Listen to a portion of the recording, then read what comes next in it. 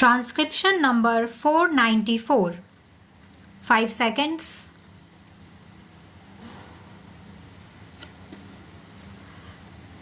Start. The Rural Credit Survey Committee, which looked into the entire question in 1951, had made certain recommendations. In the drafting of our plans, the recommendations of the Rural Credit Survey Committee were given due weight. You know that in the first 5-year plan, it was stated that at least 50% of the villages should be brought under cooperatives. According to the third plan, all the villages and all the peasant families are to be brought under cooperatives. This is the perspective with which the Planning Commission has looked at the problem. What promoted them to do that was that in the Rural Credit Survey Committee's report, they have said that both through the government and cooperative sources, credits were available to peasants only to the tune of 6%. Through cooperatives alone, it is, I think, 3% or so. The other sources of credit to the peasants are the original money lenders. They have elaborately described all that. One point which they stressed in their report is that even the cooperatives do not cater to the needs of the weaker sections of the village community.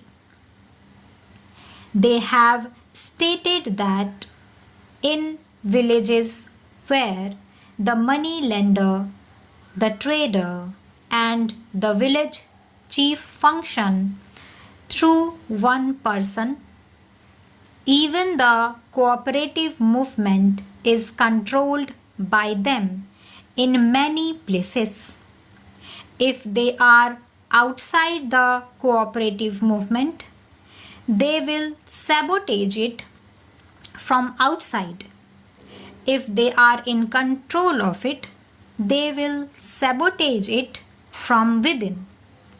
So, even the 3% credit which had gone to the peasantry in the name of the cooperative movement did not reach them really.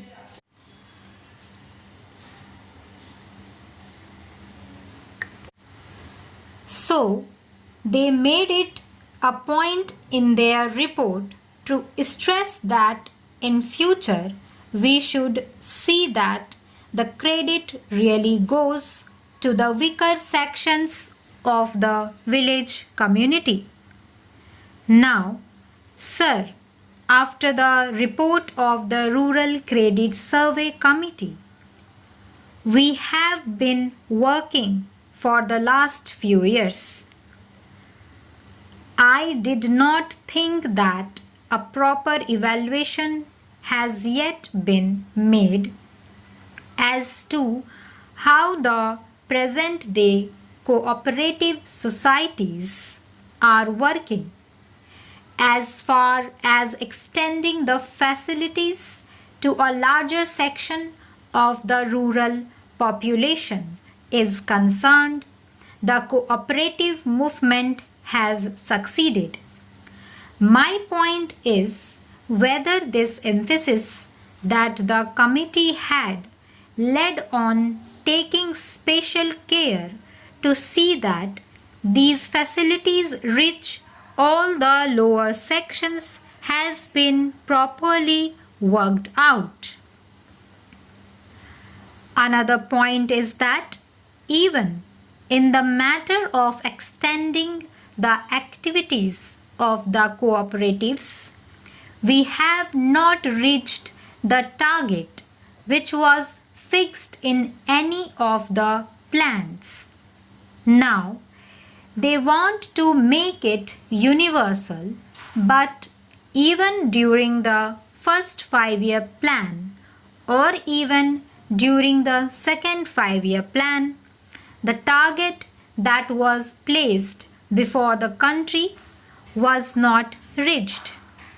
It was estimated that rupees 2000 crores are needed for agricultural operations every year, of which rupees 800 crores would be financed from their own earnings. The other rupees 1200 crores they have got to get either through cooperatives or through other agencies, and this is needed for their short-term, medium-term and long-term loans. For all this, of course, the cooperative department have made certain plans and they have made certain studies under the leadership of the V.L. Mehta committee, and they have really made certain concrete and helpful suggestions to improve the working of these cooperatives. But even here, in spite of all the recommendations, in spite of all the studies, things are not working in the proper direction. Now, apart from these credit facilities, much has been said here about the processing factories like sugar factories, etc., which should go to help the peasants. I fully agree that apart from credit societies, marketing societies, processing societies, all these put together will be of great help to the peasants. But are they really serving the real agriculturalists? I have heard some people speaking about the successful functioning of certain cooperative societies. I know one cooperative sugar factory. Among its members, not even 1% are actual agriculturalists. Just like a joint stock company, shares are sold, capital is raised, and they are running a proper factory. My point is that such factories should not be brought within the purview of the cooperative movement. They should be treated as ordinary joint stock companies. I will quote another example which is to be followed, and that is the Weavers Society.